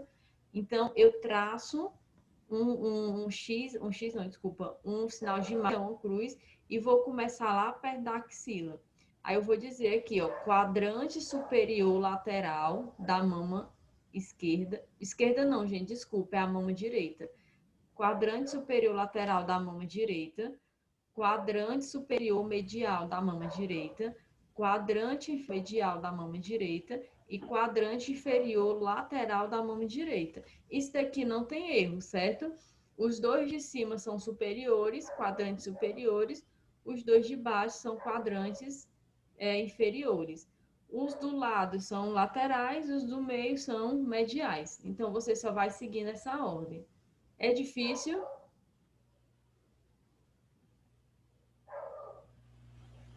Não. Tá certo. Não. Pronto. Aí existe, eu não coloquei aqui, porque existe uma outra divisão das mamas que a gente chama de relógio. Eu não coloquei aqui no slide que eu acabei esquecendo, que eu geralmente explico essa parte na lousa. O que acontece? O quadrante mamário, quando eu faço a divisão dele, quando eu faço a divisão da mama por relógio, por exemplo, aqui eu só estou dizendo qual é o quadrante. No relógio, essa linha aqui, ó, presta atenção aqui no meu mouse. Essa linha aqui vai ser o número 12. Aí é como se fosse o ponteiro de um relógio, os números de um relógio. Aqui eu tenho 12, Aqui eu tenho o 2, aí o 3, o 4. Vocês estão entendendo, né? É como se a mama fosse um relógio aqui tivesse os números, as horas. Então, quando eu faço a divisão por horas, por exemplo, eu encontrei uma neoplasia ou um nódulo na mama a 1 hora da mama direita. Então, a 1 hora quer dizer que ele vai estar bem aqui assim, ó. Porque aqui não é 12 horas e aqui não é 1 hora. Então, o quadrante, a patologia que eu achei, ela vai estar aqui. Aí eu posso perguntar assim, por exemplo, eu achei, foi achado uma patologia mamográfica a 1 hora na mama direita. Qual é o quadrante? Vocês vão fazer o quê? Vocês faz um círculo, né? Digamos que é a mama direita, aí vocês botam lá a mama direita, faz essa linha aqui, as duas linhas se cruzando, faz os números do relógio e coloca aqui a patologia a 1 hora. Aí vocês vão saber qual é o quadrante, que é o quadrante superior medial da mama direita. Conseguiram entender ou confundiu a cabeça de vocês? De boa. Deu para entender tranquilo. Pronto. Depois eu faço um videozinho explicando, desenhando as horas bem direitinho para mostrar para vocês para ficarem melhor, certo? Porque às vezes confunde um pouco. Então, essa daqui é a divisão da mama, dos quadrantes mamários, e ela serve para saber onde é que aquele achado foi localizado. Digamos que essa paciente fez uma mamografia, e essa mamografia, eu vi lá microcalcificações. Aí eu preciso saber em que local da mama está localizada as microcalcificações. Por isso que é importante fazer essa divisão dos quadrantes. Natália, mas se eu pressiono a mama de cima para baixo, como é que eu vou saber qual quadrante que ela está? Todo exame, gente, de imagem, a gente precisa ter 2, no mínimo. Então, a mama não é diferente. Eu preciso ter uma crânio-caudal e uma oblíqua ou em uma perfil, porque eu preciso ver que a mama de 2 ângulos. Então, isso é o que vai me ajudar a saber em qual quadrante está localizado a patologia, certo? E na mama esquerda, da mesma forma. Faz os quadrantes, a divisão da mesma forma, direito, esquerdo, superior e medial, ok? E as horas na mama esquerda? As horas na mama esquerda, elas também seguem o sentido horário, ou seja, sempre o sentido do relógio. Passar aqui para o próximo. Aqui, ó, eu tenho a diferença de dois tipos de mamas que sempre aparecem no consultório. Existe a mama densa e a mama gordurosa, certo?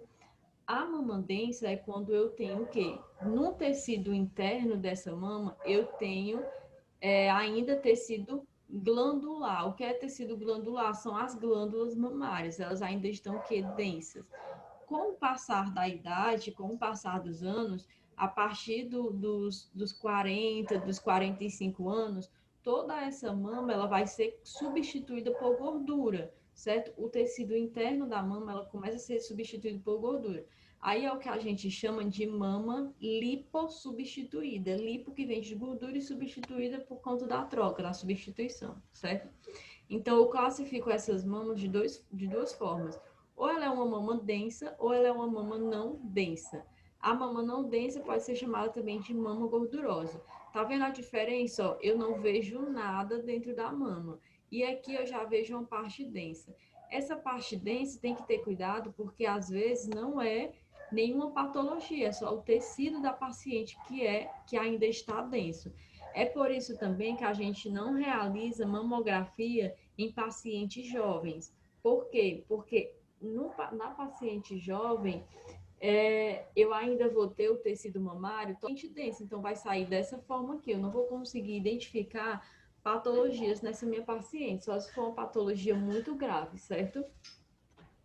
E já na mama gordurosa, que ela está sendo lipossubstituída, eu já vejo assim, ó, com bastante clareza.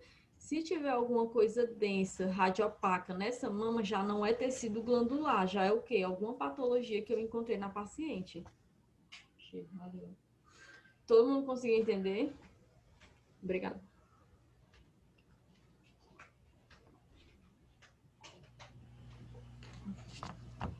Alguma dúvida aqui?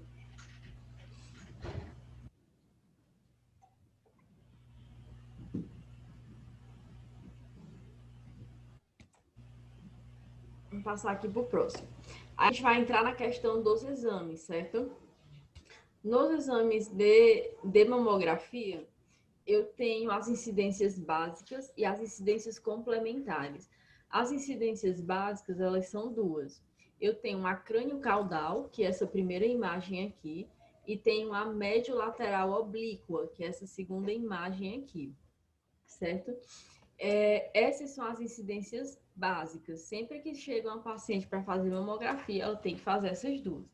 A não ser que ela já tenha feito, o médico peça para ela fazer outro exame para complementar essas duas técnicas. Existem algumas clínicas, alguns hospitais que, além dessas duas, elas incluem também o perfil como incidência básica, mas vai depender de local para local, vai depender de clínica para clínica ou de hospital para hospital. Então, tem algumas instituições de saúde que a incidência básica são 3: crânio-caudal, médio-lateral oblíqua e perfil. Mas, geralmente, é só essas duas, crânio-caudal e médio-lateral oblíqua. Natália, como eu vou saber? Quando você estiver trabalhando ou estagiando no local, aí você vê qual é o protocolo de lá, certo? Se o protocolo diz que é só crânio-caudal e médio-lateral oblíqua, beleza. Se diz que inclui também o perfil, você também tem que fazer o perfil junto, certo? Na crânio-caudal, né, a incidência é uma incidência, o próprio nome já diz, crânio-caudal, e já na parte de médio lateral oblíqua, a incidência ela acontece com a angulação do mamógrafo em 45 graus. O paciente fica em pé, não angula, não se mexe, e eu angulo só o equipamento de mamografia, né? Só o mamógrafo, eu angulo ele 45 graus. Como é que eu vou saber que está angulado 45 graus? Naquela primeira imagem, no começo do slide, eu falei para vocês que tinha uma janelinha aqui que mostrava a angulação. E quando não tem essa janelinha, ela é aqui na frente. Quando não tem aqui na frente, tem um reloginho também, que ele mostra, um ponteirozinho mostra a angulação. Ou então, quando é aqui atrás.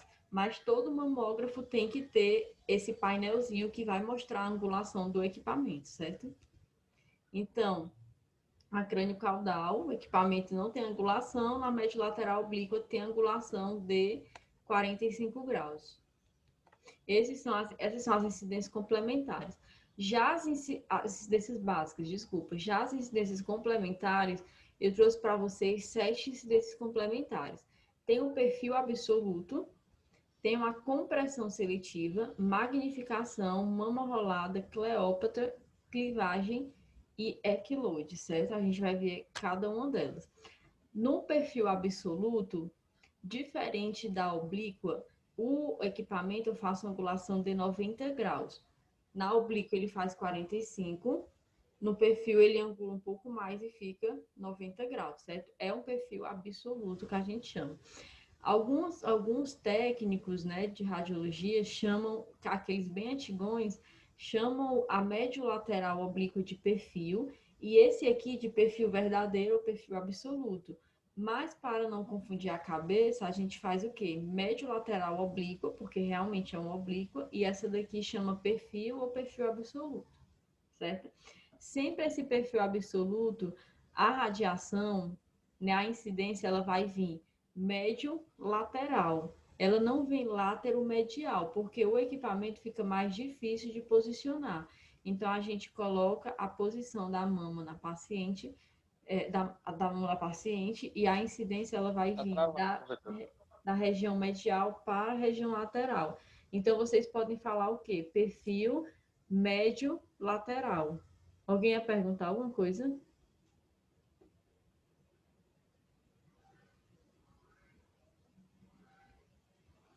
Ó, nessa primeira imagem aqui, tem um errozinho, né? O que acontece?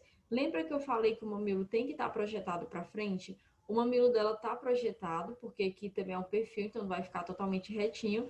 Mas esse mamilo, ele tá muito para dentro do tecido. Então, é um erro, né? Ela tinha que afastar um pouco mais a mão para esse mamilo ficar um pouquinho mais para fora. Para eu não confundir esse mamilo aqui com alguma patologia. Essa imagem aqui é uma imagem de outro paciente, não é a mesma paciente. E aí, ó, bem aqui assim, onde tá mostrando esse A circulado, eu tenho só uma sombra. Essa sombrazinha aqui é justamente o mamilo. Se esse mamilo tiver apontando para cima ou para baixo, ele pode sobrepor essa parte da auréola. E ela sobrepõe essa parte da auréola, eu posso confundir, em alguns casos, achar que é alguma patologia e fazer um falso positivo do meu paciente, certo? E essa minha mamografia aqui, ó, ela é de um equipamento digital, porque a imagem dela tá riquíssima em detalhes. Na mamografia computadorizada não fica tão bonitinho assim, certo? Eu consigo até ver o tecido aqui, ó, a pele, né? Ó, o tecido conjuntivo aqui bem bonitinho, ok? O próximo, compressão seletiva. Digamos que eu achei uma patologia na paciente, né? Uma patologia mamográfica na paciente. Eu achei um nódulo, certo? Quando eu fiz a mamografia, achei um nódulo e ele estava no um quadrante X da mama. Eu vou comprimir só aquela região daquele quadrante, por isso que é importante ter as divisões dos quadrantes. E eu vou comprimir, selecionar só aquele quadrante e comprimir só aquela região. Por quê? Quando eu comprimo a mama, ela ajuda a espalhar o tecido. Por isso a importância de se comprimir a mama. Para se comprimir, a gente utiliza que chamamos de... Vocês estão conseguindo... Gente, falhou aqui meu vídeo. Vocês estão conseguindo me ouvir?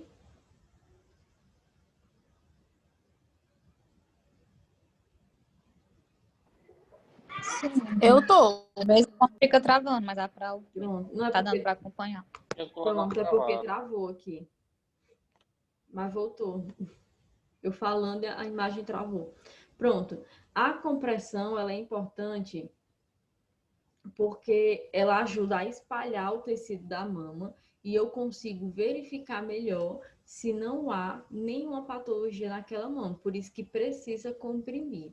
Essa compressão, ela é medida em kgf. O que é kgf? É quilovoltagem por força. Só que esse kgf, eu não, por exemplo, eu utilizo na radiografia por exemplo, no mínimo 11, em média 11 kgf, né?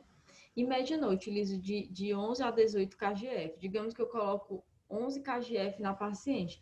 Não quer dizer que eu estou colocando 11 quilos na paciente. Não tem condição de você botar 11 quilos na mão da paciente, né? Que não vai romper o tecido mamário dela. Mas esse kgf é só uma medida que tem para eu saber a quantidade de força que eu estou exercendo na mama da minha paciente, certo? Então, essa minha força é chamada kgf e ele vai de 11 a 18 kgf. Isso cai muito em concurso. Tem muitas questões de mamografia que perguntam qual é o kgf utilizado na mamografia. Aí tem lá a opção de 11 a 18 kgf.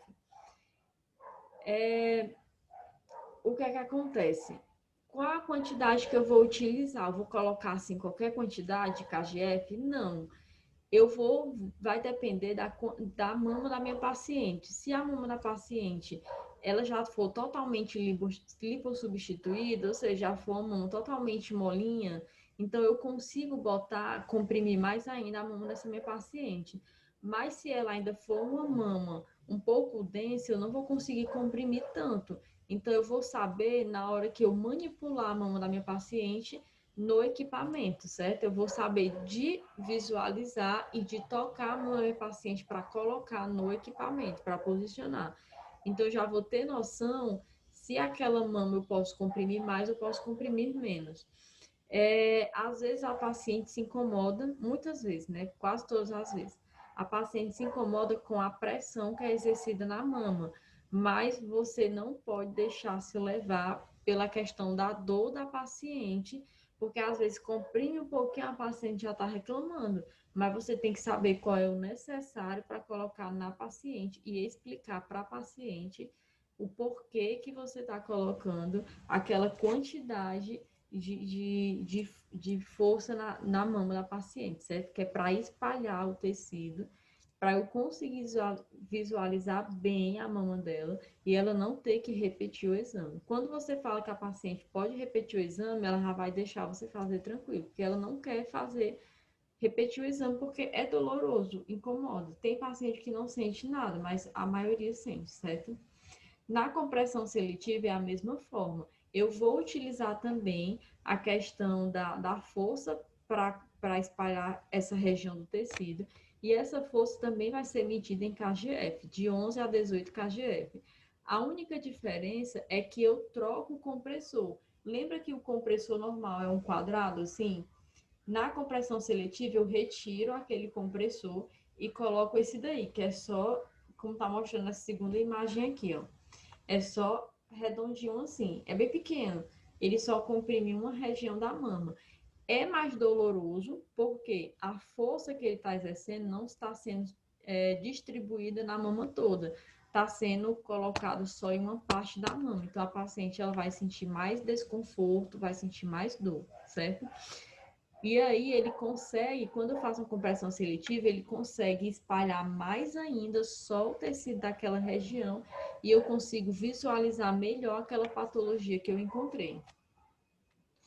Então, a compressão seletiva, ela é uma técnica complementar que eu utilizo quando eu tenho algum achado e eu quero visualizar só aquele achado, certo? Aí eu vou ter a técnica de magnificação, que geralmente a magnificação ela é utilizada quando eu encontro microcalcificações. Por exemplo, faço o exame na paciente, esses dois primeiros exames aqui, ó. Um é crânio caudal, que a gente abrevia e coloca CC. Outro é médio lateral oblíqua, que a gente abrevia e bota MLO. Olha a diferença, ó, quando eu faço essa daqui é digital, né? Porque a imagem está muito bonita. Eu faço as duas técnicas, depois eu faço a magnificação, ó, e ela amplia o tecido todo. Consigo ver esse pontinho branco e consigo ver aqui atrás do pontinho branco, ó, várias microcalcificações, tá vendo? Eu não conseguia ver as microcalcificações aqui, ó. Esse pontinho branco eu botei para marcar. E aí, quando eu ampliei, eu consegui ver, ó, na magnificação várias microcalcificações aqui na minha paciente, certo? Como é que acontece a magnificação? Lembra que a mama da minha paciente, eu não posiciono ela acima aqui da mesa? Na magnificação, eu tenho um espaçador, certo?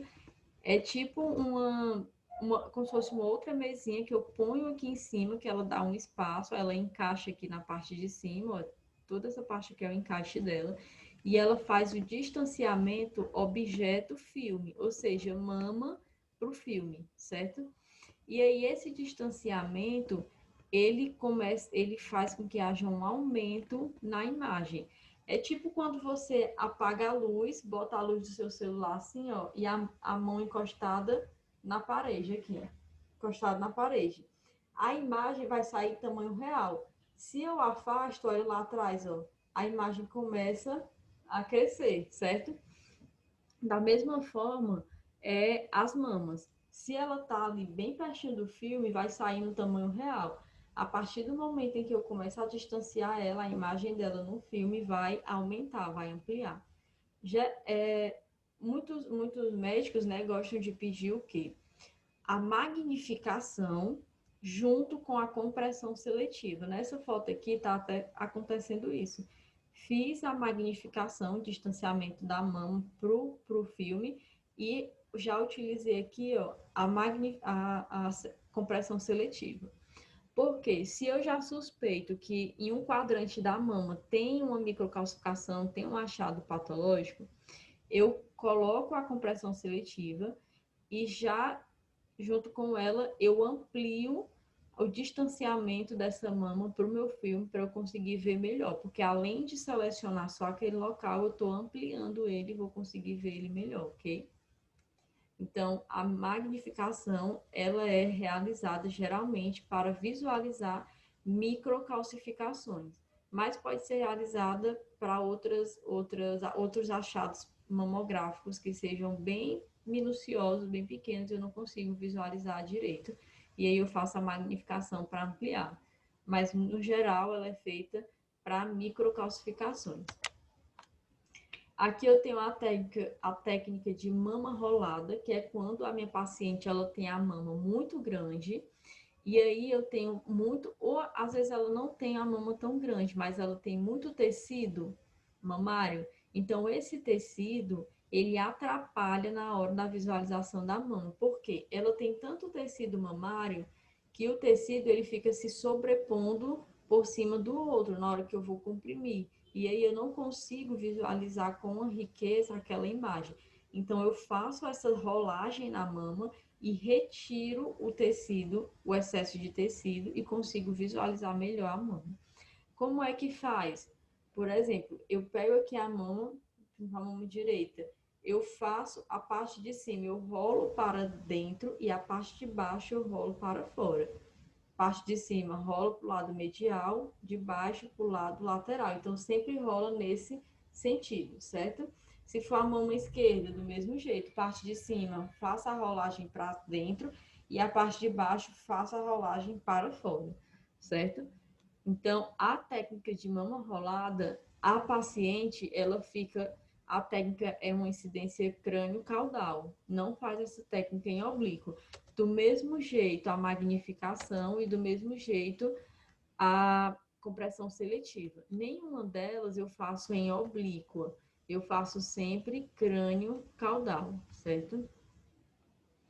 Então, mama rolada, ela é uma técnica indicada quando a paciente ela tem excesso de pele ou excesso de gordura na mama e eu tenho que fazer a retirada para retirar essa sobreposição. Aí aqui eu tenho a técnica de Cleópatra. Essa técnica de Cleópatra, ela é chamada assim porque, tá vendo essa senhorinha aqui, ó? Ela lembra muito, muito a Cleópatra deitada no seu divã lá, né? O pessoal abanando ela. Então, por essa posição, colocou-se o nome da técnica de Cleópatra. Qual a diferença dela para a oblíqua? A oblíqua, a paciente fica em pé, não faz angulação no corpo, e só o equipamento gira 45 graus. Na Cleópatra, a paciente, ela gira um pouquinho 5 graus e o equipamento gira 15 graus, certo? Então, desculpa, é o contrário. O equipamento gira 5 graus e a paciente, ela angula 15 graus no corpo. E aí a gente consegue fazer essa técnica de Cleópatra. Essa técnica de Cleópatra, ela é indicada para eu conseguir visualizar, além da região mamária, a região axilar. Foi o que perguntaram no começo da aula, né? Professora, eu consigo ver a região axilar da paciente se tem algum câncer que migrou para a região dos linfonodos? Tá aqui, ó. Eu falei que a gente consegue, às vezes, ver, às vezes não consegue visualizar.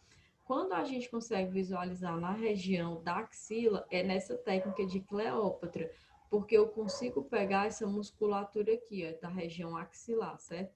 Então, eu consigo ver a mama da minha paciente e consigo ver a região axilar dela. Então, se eu perguntar para vocês qual a indicação da técnica de Cleópatra, é indicada para visualizar também a região axilar, ok? Aqui ela tem alguns achados patológicos, né, na região axilar, ok? Ah, mas é algum câncer? Não se sabe. Tem que se fazer outros exames e tem que se fazer uma biópsia, né, para ter um estudo histológico para saber se realmente é uma célula cancerígena ou alguma outra patologia, ok? Eu tenho aqui a técnica de clivagem. Essa técnica de clivagem ou incidência de clivagem, né, ela é feita para visualização da região medial da mama, aqui entre as duas mamas, o seio mamário.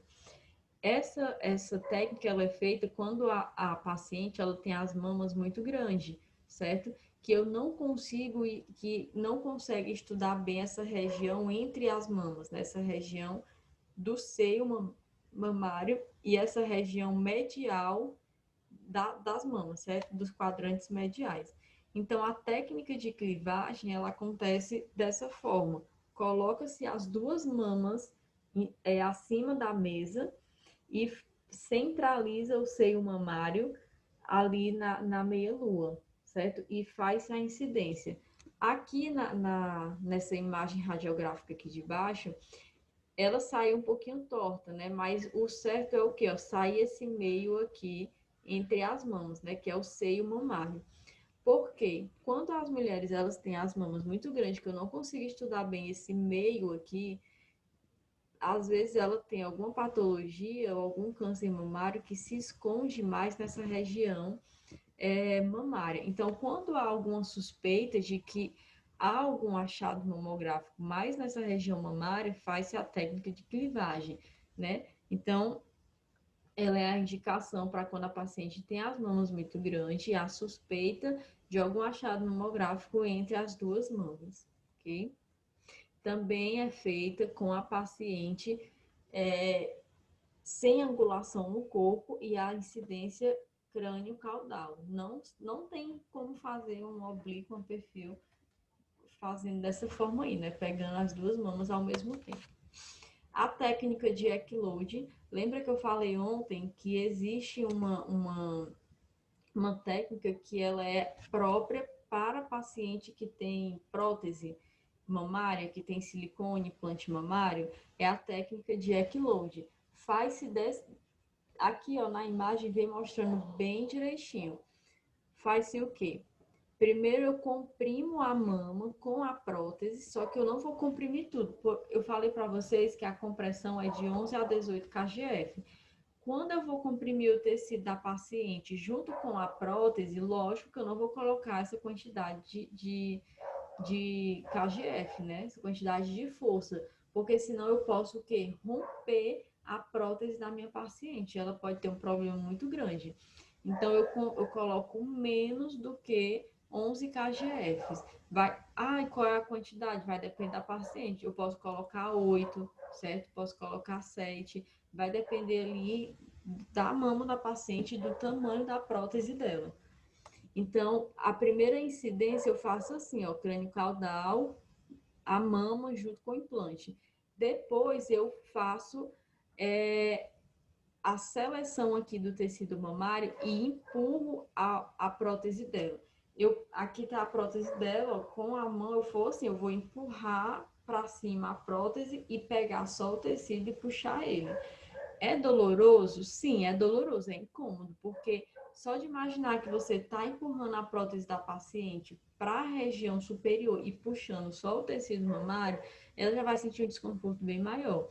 E depois que eu faço isso, ó, na terceira imagem aqui, eu seleciono só o tecido, o implante ele vai ficar lá atrás e depois eu comprimo só o tecido da paciente. Eu vou comprimir esse tecido igual que eu comprimo uma mama normal? Não. Por mais que eu esteja pegando agora só tecido mamário, eu também não posso comprimir ele igual que eu estou comprimindo uma mama que não tem prótese mamária. Então, vocês têm que ter cuidado nisso. Aqui, ó, na imagem radiográfica, mostra a mama e a prótese lá atrás. Ela ainda sai um pouquinho na imagem, mas ela não sai totalmente na mama. Se eu não tivesse feito a técnica de equilode, a prótese ia estar todinha aqui, ó, preenchendo a mama inteira. E eu não ia conseguir ver nada. Quando eu afasto ela, eu consigo ver, ó. E aqui, essa paciente, ela tem microcalcificações, certo? E aí o médico vai ampliar, vai estudar tudo direitinho. Essa imagem aqui é uma imagem de uma radiografia digital, porque tá perfeita, né? E, Natália, essa técnica, eu faço ela só crânio caudal? Não, eu posso fazer ela tanto crânio caudal como médio lateral oblíqua. Essas duas imagens aqui da radiografia que vocês estão vendo não é crânio caudal, é uma médio lateral oblíqua. Como é que eu sei? A médio lateral oblíqua, eu consigo ver, ó, o peitoral maior. Na crânio caudal eu não consigo ver músculo, eu consigo ver só a mama, certo? Então, se eu perguntar para vocês qual a indicação da técnica de equilode para pacientes que têm prótese mamária, para eu conseguir desassociar a prótese do tecido mamário, certo? Ó, aqui eu trouxe o exemplo só de 2 radiografias das mamas. Essa primeira radiografia aqui é uma radiografia computadorizada, essas segundas aqui são digitais. Tá vendo a diferença da computadorizada para digital? A riqueza de detalhes é bem maior, né? Nessa primeira imagem aqui eu tenho um cisto. Como é que eu sei que é um cisto? No interior, ele é circular, sempre o cisto é circular, e no interior ele é mais translúcido, né? E a borda é um pouco radiopaca. Aqui já não é um cisto, aqui é um nódulo. Eu sei porque todo o conteúdo ele é radiopaco, diferente do cisto, que o interior é radiotranslúcido, né? Então há essa diferença. Nessa segunda e nessa terceira imagem, há uma diferença também, ó. Uma é crânio caudal, a outra é médio lateral oblíqua. Tem até aqui em cima, o crânio caudal, médio lateral oblíqua. Olhem só a diferença. Na crânio caudal, eu não vejo parte muscular. Na médio lateral oblíqua, eu vejo um músculo aqui, ó, o peitoral maior. Sempre na médio lateral oblíqua, você vai visualizar o peitoral maior do paciente. Na crânio caudal, você não visualiza. Então, se eu coloco essas duas imagens em alguma prova de vocês ou alguma atividade de vocês e pergunto, na imagem 1 e na imagem 2, quais são as incidências? Dá para perceber por conta do músculo. Aí a incidência da imagem 1 vai ser crânio caudal e a incidência da imagem 2 vai ser médio lateral oblíqua, certo? Aqui eu trouxe um outro exemplo de uma outra mama. Aqui, ó, essa primeira é uma médio lateral oblíqua. Eu vejo o músculo aqui, mas bem pouquinho. Não sei se vocês conseguem visualizar. E aqui é uma crânio caudal, certo? Olha a importância de se ter 2 radiografias.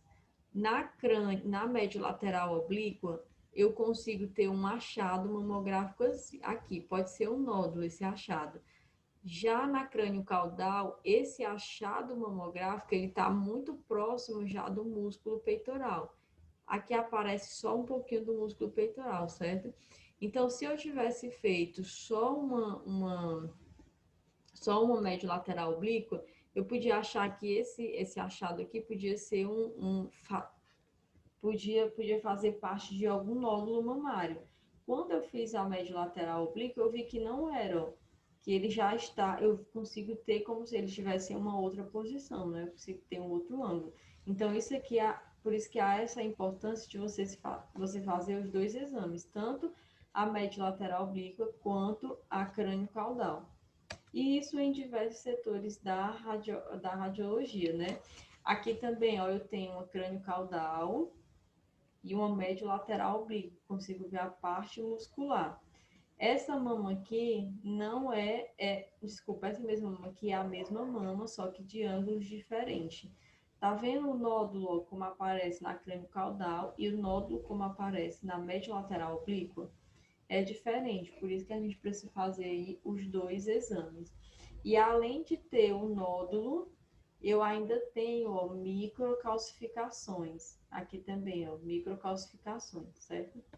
E ainda tenho essas partes aqui do lado, que como não apareceu aqui na crânio caudal, tem que se estudar para ver direitinho se isso aqui é um outro achado patológico ou se é alguma sobreposição de imagem, que às vezes acontece. Aqui eu trouxe mais 2 imagens. Essa paciente aqui são pacientes diferentes. Essa daqui é cheia de microcalcificações, ó, vocês conseguem, não sei se vocês conseguem perceber, cheia de pontinhos brancos. E nessa outra aqui, ela já tem como se fosse uma massa, né? Como se fosse uma massa fibrótica na região da mama, né? Uma fibrose aqui na região da mama. Tem aspecto fibrótico, só que tem que fazer o quê? Uma biópsia para saber qual é o aspecto dessa massa e da onde que vem. Como é que eu sei que isso daqui é uma massa que está se desenvolvendo aqui na paciente e não é a parte glandular? Porque a outra mama não tem. Olha a diferença das 2 mamas. Esse exame aqui da imagem B é uma ressonância magnética, certo? Por isso que eu consigo ver a paciente aqui, ó, deitadinha, né? E a mama dela, a gente está fazendo uma incidência axial, certo? Um corte axial. Então, o exame de mamografia pode ser realizado tanto no mamógrafo como na ressonância magnética. A ressonância magnética ela também é rica em detalhes, mas como a mamografia não tem como, porque é um cargo-chefe para se ver patologias nas mamas. Aqui é só mais outro exemplo, é a mesma paciente nessa imagem.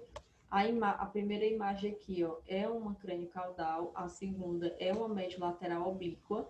Tanto muda a posição da mama, como eu consigo visualizar aqui o músculo peitoral maior. Nessa minha paciente tem uma massa em desenvolvimento, pode ser um nódulo, e ao redor dela, né, em volta dela, eu tenho microcalcificações, certo? Essa minha paciente, ela ainda não tem a mama lipossubstituída. Veja que no tecido dela ainda tem tecido denso, certo? Esse tecido denso, ele pode fazer parte ainda da parte glandular da minha paciente. Não necessariamente seja uma massa. E a gente vai falar bem rapidinho aqui sobre o BIHARDS, certo? O BIHARDS é uma classificação que foi feita para quando eu tiver algum achado mamográfico, eu identificar em que grau esse achado está. Por exemplo, se eu faço uma mamografia, um exame mamográfico, não conseguir visualizar bem o que aquele meu paciente tem, eu digo que ele tem um BIHARDS 0, que é um BIHARDS inconclusivo.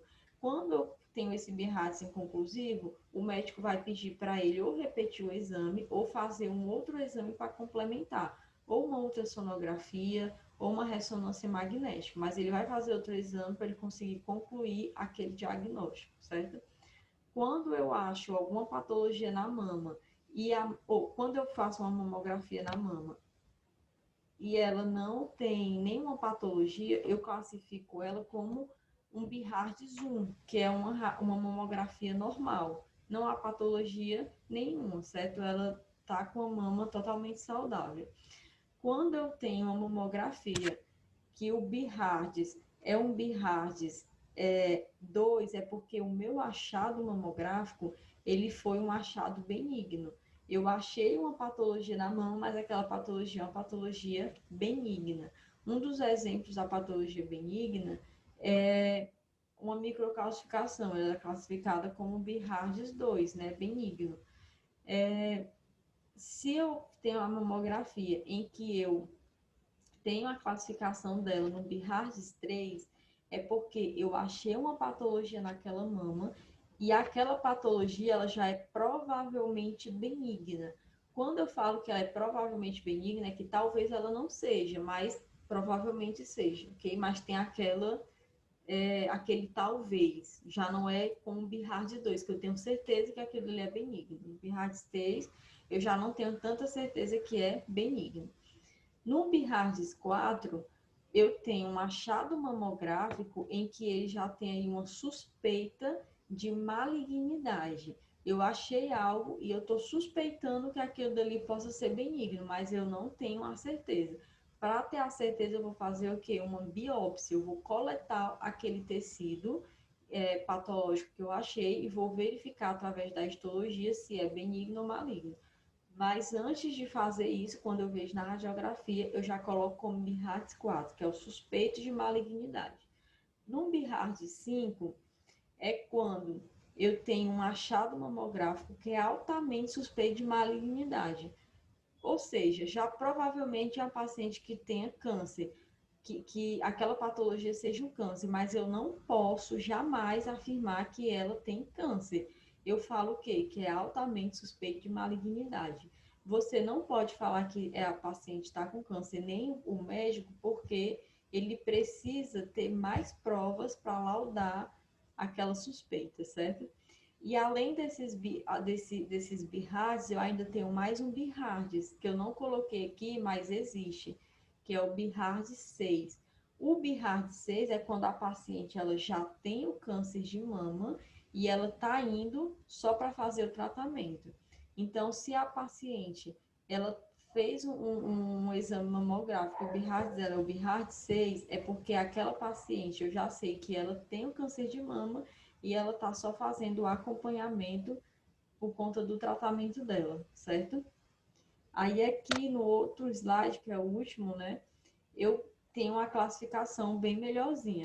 Esse primeiro aqui é só para resumir, para vocês conseguirem fixar melhor na cabeça de vocês e conseguirem ter um caminho mais fácil para poder estudar. Mas aqui está mais detalhado essa classificação. E essa segunda aqui, ó, como eu falei para vocês, tem a classificação 6, certo?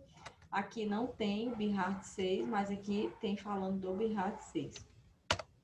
E aqui, por último, tem um questionáriozinho de 8 questões que vocês têm que responder e juntar com aquelas anteriores, certo? E a gente vai encerrar a nossa aula por aqui. Esse é o último assunto do slide de hoje. Alguém tem alguma dúvida?